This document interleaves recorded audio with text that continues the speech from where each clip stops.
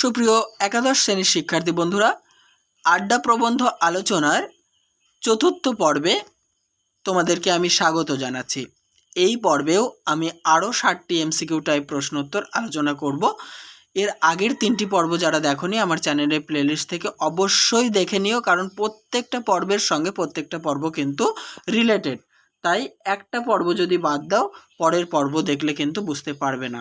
তো অবশ্যই দেখতে থাকো, আর এখনও যারা সাবস্ক্রাইব করোনি চ্যানেলটি সাবস্ক্রাইব করে নিও। চলো আজকের চতুর্থ পর্বের 60টি এমসিকিউ প্রশ্নোত্তর দেখে নিই আমরা।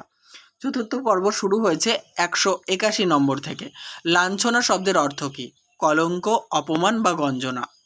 নেক্সট, ঠিক সেই ধরনের আমার দিকে তাকিয়ে জূর্ণ কেমনভাবে প্রাবন্ধিকের দিকে তাকিয়েছিলেন, যেন প্রবাস লাঞ্ছনা এক থাবড়ায় ঝেড়ে ফেললেন প্রাবন্ধিকের অঙ্গ থেকে, সেইভাবে তাকিয়েছিলেন। নেক্সট, আমি কিন্তু মনে মনে বললুম। প্রাবন্ধিক মনে মনে কি বললেন? ইয়া আল্লাহ, 13 দিনের আরবিকে যদি এরা বলে খাসা, তবে এরা নিশ্চয়ই খানদানি মনীষী। মনীষী বানানে বইতে মধ্যনর শয়জফলা হস্যিকার আছে। 184, খানদানি শব্দের অর্থ কী? অভিজাত, সম্ভ্রান্ত বা বিশিষ্ট। পরের প্রশ্ন, করজোড়ে বললুম। প্রাবন্ধিক করজোড়ে কি বললেন? ভারতবর্ষের নীতি সত্য বলবে, প্রিয় বলবে, অপ্রিয় সত্য বলবে না। আপনাদের নীতি দেখছি আরও এক কদম এগিয়ে গিয়েছে, প্রিয় অসত্যও বলবে। পরের প্রশ্ন, তাই হর বক্ত কথার পিঠে কথা চলবে, এমন কোনো কসম দিব্যি নেই। এমন কোনো কসম দিব্যি না থাকার কারণ কি? যেহেতু আড্ডা পার্লামেন্ট নয়, তাই এমন কোনো কসম দিব্যি নেই। কসম শব্দের অর্থ কী? শপথ বা প্রতিজ্ঞা। কসম কী ধরনের শব্দ?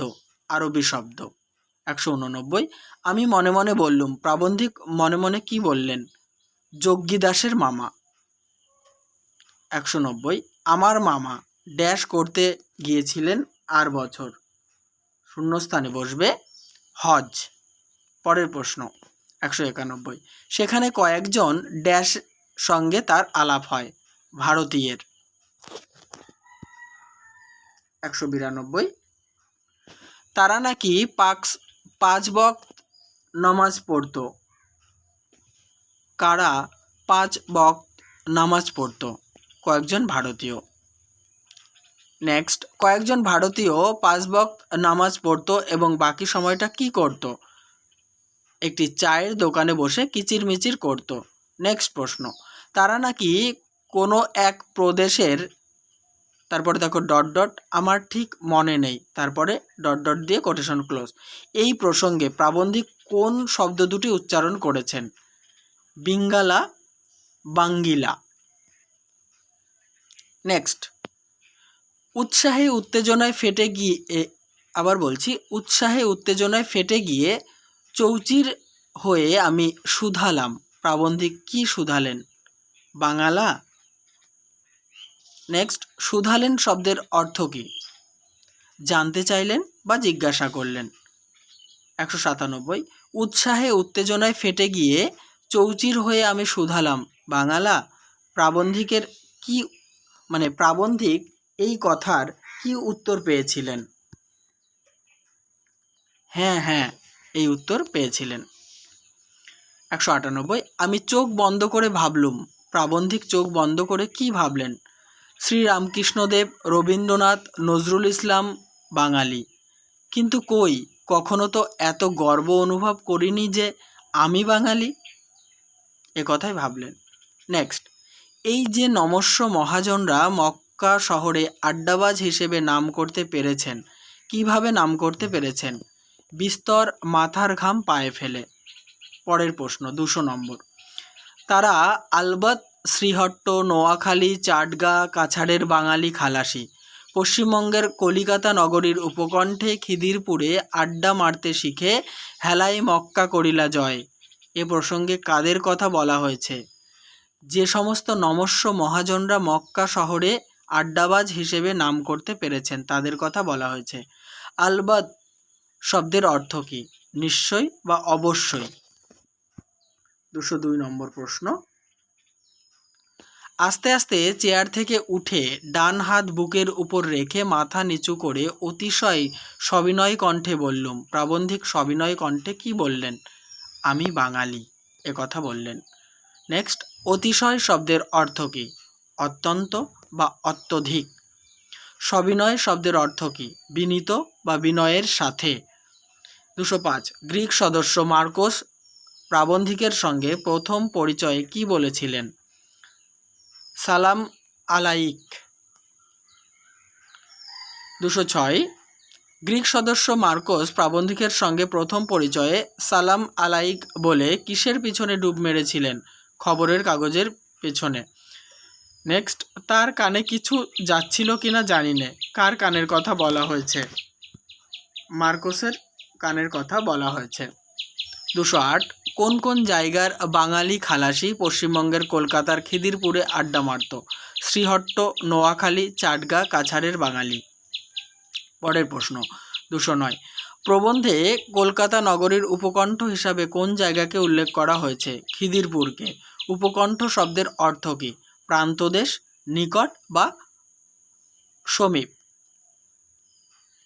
211, হেলায় মক্কা করিলা জয়, কারা হেলায় মক্কা জয় করে? বাঙালি খালাসি। 212, আমার মামা হজ করতে গিয়েছিলেন 8 বছর, উক্তিটির বক্তাকে? রমজান বে। নেক্সট, আমি ভাবলুম রাশভারী লোক, রাশভারী লোকটিকে? মার্কোস। 214, হয়তো ভাবছেন নূতন মেম্বার হলেই তাকে নূতন জামাইয়ের মতো কাঁধে তুলে ধেই ধেই করেই নাচতে হবে, এ কথা আড্ডার কনস্টিটিউশনে লেখে না। কার সম্পর্কে বলা হয়েছে? মার্কোসের সম্পর্কে বলা হয়েছে। 215, মুখের উপর থেকে খবরের কাগজ সরিয়ে বললেন, দাও মেরেছি, একটা শ্যাম্পেন হবে? আমাদের নূতন মেম্বার ... দিয়ে কোটেশন ক্লোজ। বক্তাকে? মার্কোস। 216, কাফের মালিক কোথায় দাঁড়িয়েছিল?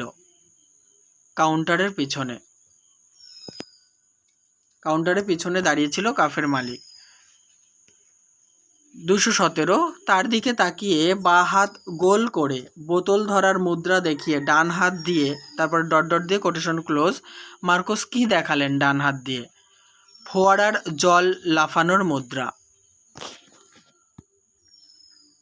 218 নম্বর প্রশ্ন, তার দিকে তাকিয়ে বা হাত গোল করে বোতল ধরার মুদ্রা দেখিয়ে ডান হাত দিয়ে দেখালেন ফোয়ারার জল লাফানোর মুদ্রা। কার দিকে তাকিয়ে মার্কোস এই কাজটি করেছিলেন? কাফের মালিকের দিকে তাকিয়ে। পরের প্রশ্ন, মার্কোসের ফোয়ারার জল লাফানোর মুদ্রা দেখে ক্যাফের ম্যানেজার কি করেছিলেন? কুল্লে 2 ডিগ্রি কাত করে ঘাড় নেড়েছিলেন। কুল্লে শব্দের অর্থ কী? মোটে, সাকুল্যে বা সব মিলিয়ে।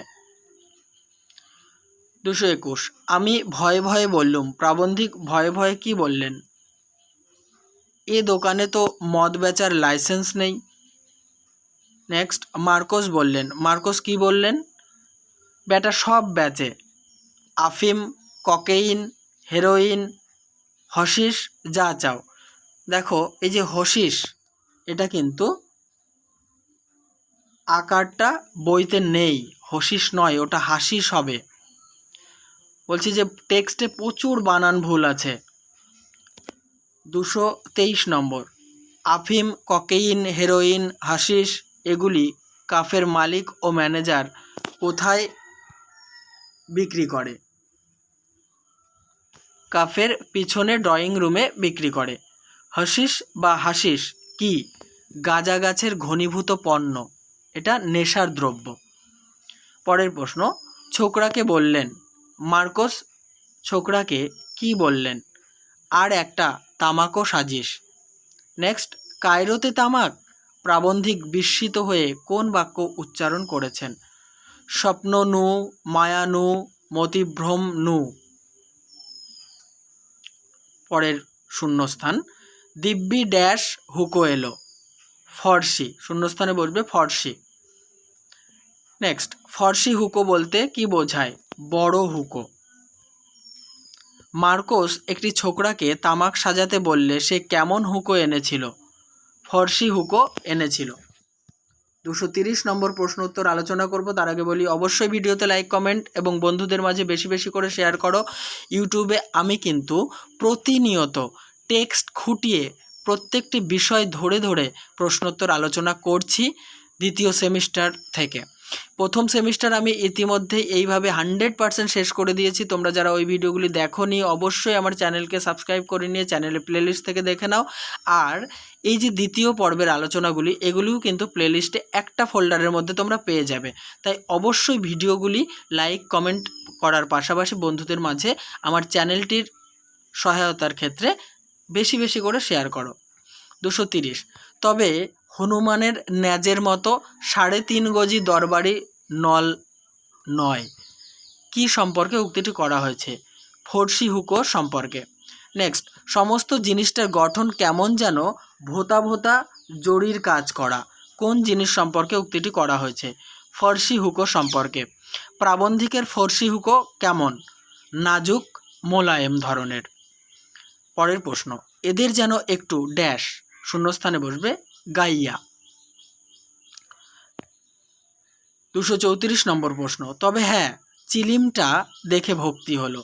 কিসের চিলিমটা দেখে প্রাবন্ধিকের ভক্তি হলো? ফর্সি হুকোর চিলিমটা দেখে। চিলিম কি? তামাক খাবার কলকে। 236, প্রাবন্ধিকের দৃষ্টিতে ফর্সি হুকোর চিলিমটা কেমন ছিল? ইয়া ডাবর পরিমাণ। ফর্সি হুকোর চিলিমের কতটা চিলিমে কতটা পরিমাণ তামাক হেসে খেলে থানা গাড়তে পারে, বা চিলিমে কতটা পরিমাণ তামাক ধরে? 1 পো পরিমাণ। নেক্সট, 238, তাওয়াও আছে। কোন হুকোর তাওয়াও আছে বলে প্রাবন্ধিক জানিয়েছে? ফর্সি হুকোর। তাওয়া কি? তাওয়া হচ্ছে চাটু বা ধাতু নির্মিত পাত্র বিশেষ। ডাবর কি? ডাবর হলো ডাম্বা বা বড় হাতা বিশেষ। তাহলে বন্ধুরা এই আলোচনার সঙ্গে সঙ্গে আমি কিন্তু চতুর্থ পর্বের আলোচনাও শেষ করলাম। মোট 240টি প্রশ্নোত্তর আলোচনা হয়ে গেল। এখনও বেশ কয়েকটি পর্ব আমি এখান থেকে আলোচনা করব, তারপরে শেষ করব। এইভাবে পরপর তোমাদের সিলেবাস আমি শেষ করব। ততক্ষণ দেখতে থাকো, সঙ্গে থাকো বিশ্বাস টিউটোরিয়াল ইউটিউব চ্যানেলটি।